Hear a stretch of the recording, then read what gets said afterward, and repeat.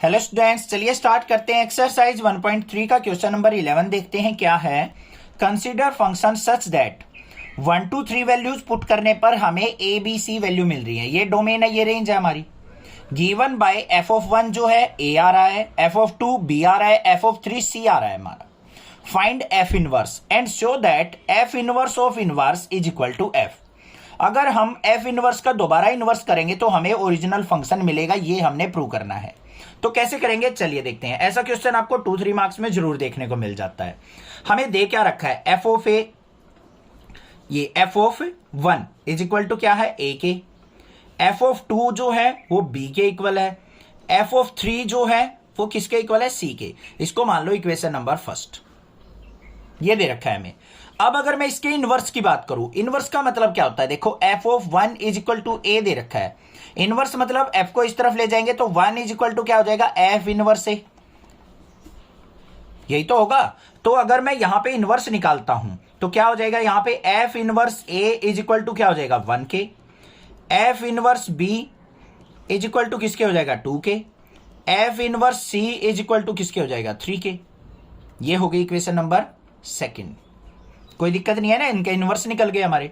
अब यहां पे क्या करना है हमें, एक अनदर फंक्शन हम एज्यूम करते हैं। लेट अदर फंक्शन जी, कोई जी फंक्शन है विच is inverse of F inverse. ध्यान से देखो, हमने इनवर्स तो इनके फाइंड आउट कर लिए, हमें एफ इनवर्स फाइंड आउट करने दे।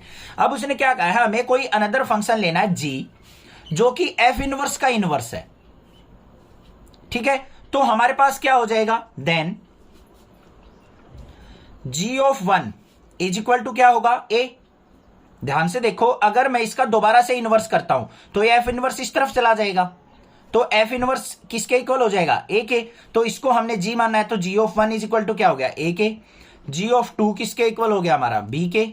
और जी ऑफ 3 किसके इक्वल हो जाएगा हमारा, सी के। ये इक्वेशन नंबर थर्ड हो गई। अब इक्वेशन फर्स्ट और थर्ड से, फ्रॉम फर्स्ट एंड थर्ड क्या हो जाएगा, देखो ये भी ए है, ये भी ए है, राइट हैंड साइड इक्वल है, तो लेफ्ट हैंड साइड भी क्या हो जाएगी, equal. F of 1 is equal to किसके हो जाएगा, जी ऑफ 1 के। F of 2 is equal to क्या हो जाएगा हमारा, जी ऑफ 2 के। और F of 3 is equal to किसके हो जाएगा, जी ऑफ 3 के। हो गया ना इक्वल। अब यहां पे देखो F of 1 is equal to G of 1 है, इसका मतलब क्या है हमारा, एफ इक्वल टू क्या है, जी फंक्शन।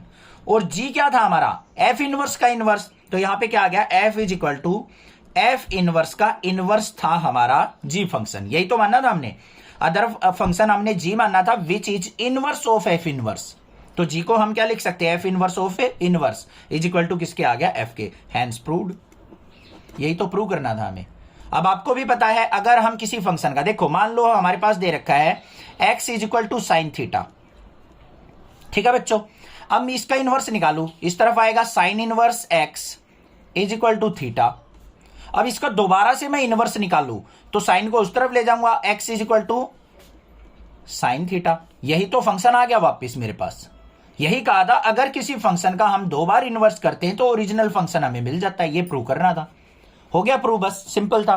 कोई भी प्रॉब्लम लगे आप नेक्स्ट क्लासेस से पूछ सकते हैं कमेंट करके, कोई भी दिक्कत हो। अदरवाइज चैनल को सब्सक्राइब कीजिए, लाइक कीजिए और शेयर कीजिए। Thank you students for watching next classes video.